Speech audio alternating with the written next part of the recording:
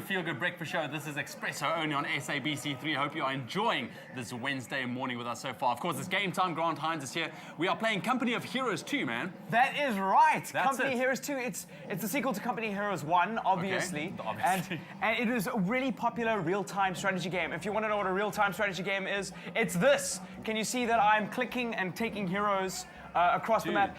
I was kind of wishing Kat was here because it's kind of like Clash of Clans. In a weird way. I think half the Espresso crew's on Clash of Clans at the moment. That's correct. That's great. Okay, so basically you click, you send your troops. All right. So you send your troops into battle. What's very interesting about this game, though, is that it is a really strong historical taking on World War II, specifically the USSR's role in Stalingrad. Okay. So you get to play, if you've got this game at home, you get to have like a history lesson, and it's a ton of fun. So, okay, you say a history lesson. How actually close to the actual history does this game It's play? really close. I know there's a couple of cinematics which are a little bit overdone, but I mean, you can see that from a mile away. It's their license, their fictional license. Yeah. How they've done it to emphasize, if you know, did you do well at history? I wouldn't say I did well. I didn't really enjoy history. Okay. I think. What? History was amazing. I don't know. Okay, video games I was really too young, I guess. Video games really got me into history because I loved games like Warcraft and I got into it. But let me give you a history lesson. So in Russia, the USSR, on the German front in Stalingrad, what they did was they used a lot of army. They just pushed a whole bunch of their people into battle, and that's actually what won the battle for them. They overwhelmed Germany with sheer numbers and eventually held them off, and they froze their tanks and stuff. So to emphasize that, you can see that, unlike most real-time strategy games, I'm not controlling one unit, I'm controlling a bunch of units, and that is one of my units here. So we're going into battle, and part of the strategy is me taking cover and taking a note of what's happening on the battlefield. So right now, there's trenches over here, and the enemy has got their cover. I need to flank them. So, dude, you have to have your eyes everywhere, basically. Totally, and it's chaos. It's got that sense of what real war is like, so you get a good feeling of what it was like. So it's really chaotic. But by flanking them, now can you see I've scared them over, and that's been, I pushed them away, and that was great. So anyway, it's a lot of fun.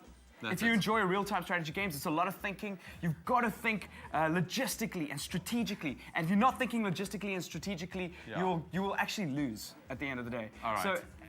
So you can't just go ahead and go into battle and, make sure it happens. You have to, it's a strategy mix, So I was going through a bit of strategy here on the screen for you. There are 3 game modes. Right? Okay. There's one called Theater of War, which is a cooperative gameplay, so you can play with your mates, which is a lot of fun.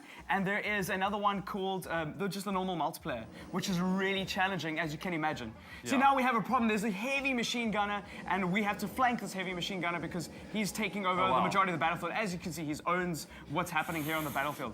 This is real World War II stuff. This is what our great grandfathers went through. So it's exciting to understand that and get to grips the history of it. And these are things that you're learning in school, and you can actually have a one-up on your mates. But you know what? I wasn't excited about history back at school because I didn't play games like these. I can just imagine playing games like this. It's so much better than a textbook. So much better, but and you have one-up. You get to experience and understand the strategies that those soldiers used at the time. That's it. And of course, the gameplay, the graphics, everything is just incredible. Yeah, not only is it educational, it's actually an excellent game. Yeah. So all right, cool. So favorite feature about you before we wrap up?